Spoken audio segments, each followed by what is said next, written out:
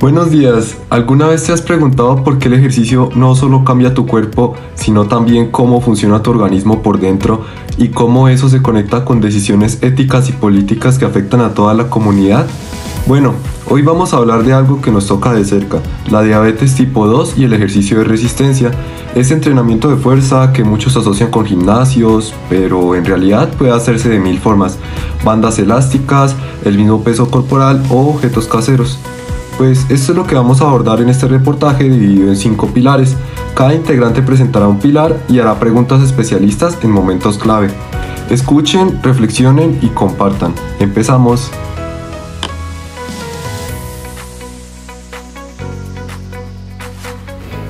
La diabetes tipo 2 es una condición con impacto individual y colectivo, ya que esta afecta la calidad de vida, genera costos de salud y revela desigualdades en el acceso a prevención y tratamiento. En este pilar vamos a situar el problema, quiénes se afectan más, qué factores sociales influyen, y hablaremos de cómo el ejercicio de resistencia encaja en la prevención poblacional y en la atención clínica. Bueno, pues antes de pasar al cómo funciona, pensemos qué impide que la gente haga ejercicio, qué papel tiene la escuela, el barrio, el sistema de salud. Pues bueno, más adelante volveremos a estas preguntas desde la ética y la política.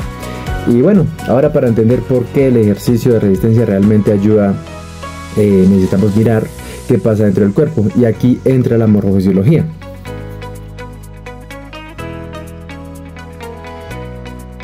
En este pilar abordamos los cambios biológicos y cómo el músculo actúa como un órgano metabólico, también cómo mejora la captación de glucosa y por qué ganar masa muscular puede traducirse en un mejor control glucémico. Para eso contamos con la ayuda de Rafael Sánchez Cuervo, quien es licenciado en Biología y Química de la Universidad Pedagógica y Tecnológica de Colombia, especialista en Educación Sexual de la Universidad Antonio Nariño, magíster en Fisiología de la Universidad Nacional de Colombia, y también es docente adscrito a la Escuela de Enfermería de la UPTC hace más de 6 años y tiene un recorrido profesional de 25 años como tal. Como primera pregunta, ¿podría explicarnos con un ejemplo sencillo cómo el aumento de masa muscular mejora la captación de glucosa y reduce la resistencia a la insulina? Claro, Willy, muchísimo gusto.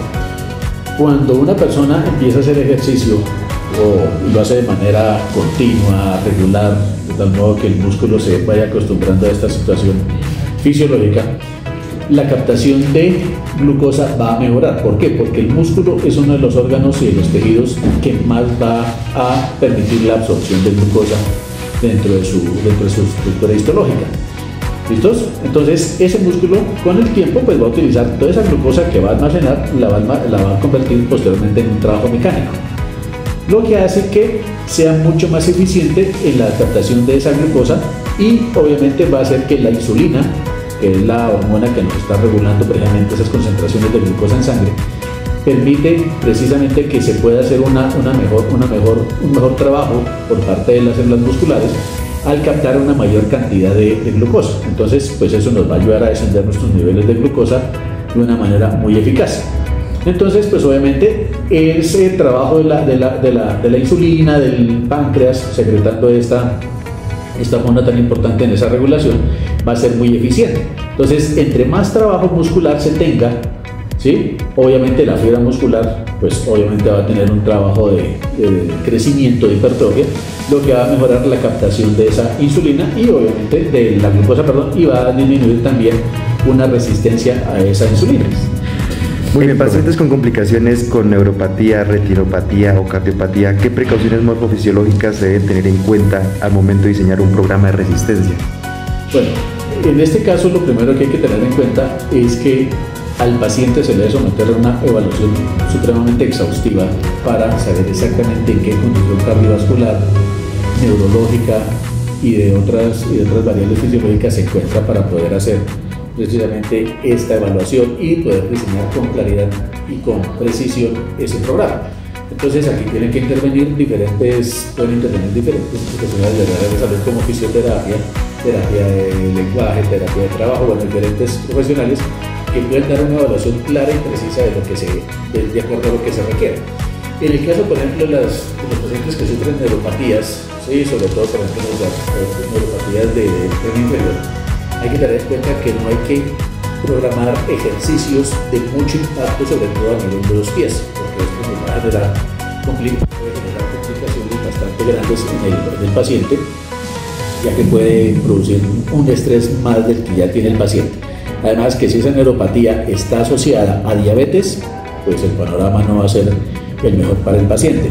En el caso de los pacientes que tienen retinopatías, ¿sí?, como generalmente puede tener una condición de una presión arterial elevada, entonces hay que evitar los ejercicios donde la persona tenga que hacer la maniobra de Valsalva, es decir, sostener el aire, porque eso nos puede aumentar drásticamente los niveles de la presión arterial, y eso puede causar ya unos sangrados, esas microhemorragias a nivel retiniano y en otras partes del cerebro que pueden ser perjudiciales para el paciente.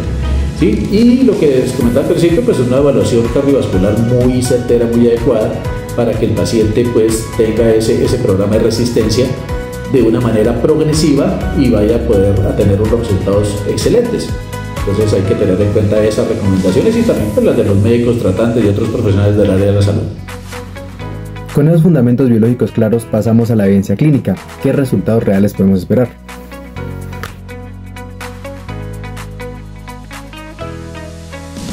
Aquí reunimos la evidencia. Estudios y metaanálisis muestran que programas estructurados de fuerza reducen la hemoglobina glicosilada y mejoran la composición corporal.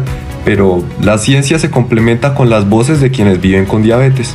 Buenos días, mi nombre es Marisa Puentes Cárdenas, presento prediabetes desde el grado 9. Empecé a realizar actividad física en mi rutina diaria, como lo es trotar, es el deporte que yo realizo, un deporte poco conocido, pero gracias a este me ha empezado a mejorar los niveles de azúcar, tanto mi condición física como mi sueño. Muchas gracias. Este tipo de testimonios reflejan lo que los estudios cuantitativos también señalan: cambios medibles y beneficios funcionales. Sin embargo, los datos no bastan si las personas no acceden a programas o no se mantienen motivadas. Eso nos lleva al siguiente pilar.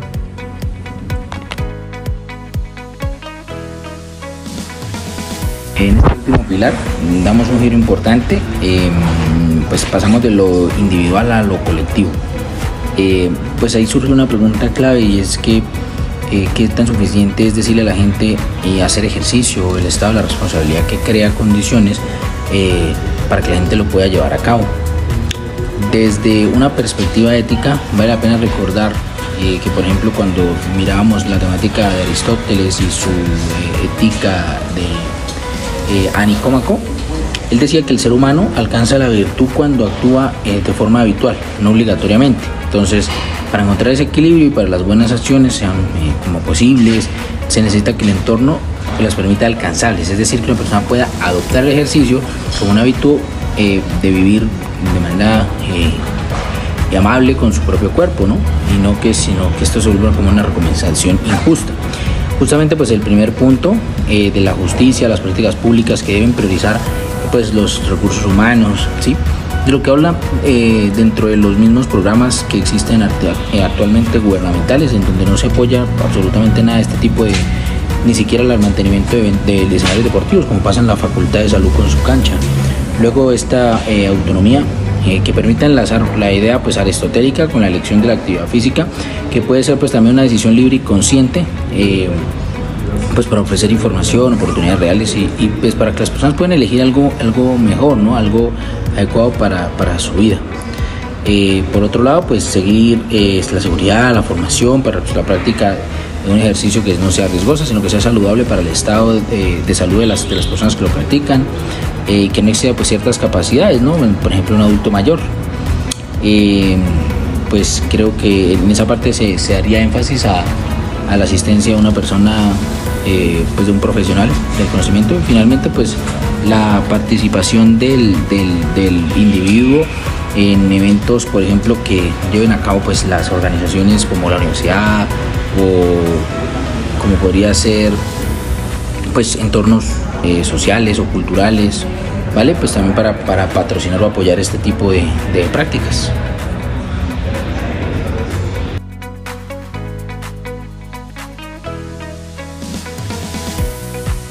Bueno, para recapitular, el ejercicio de resistencia tiene fundamentos biológicos, evidencia clínica y testimonios que demuestran beneficios reales para la diabetes tipo 2.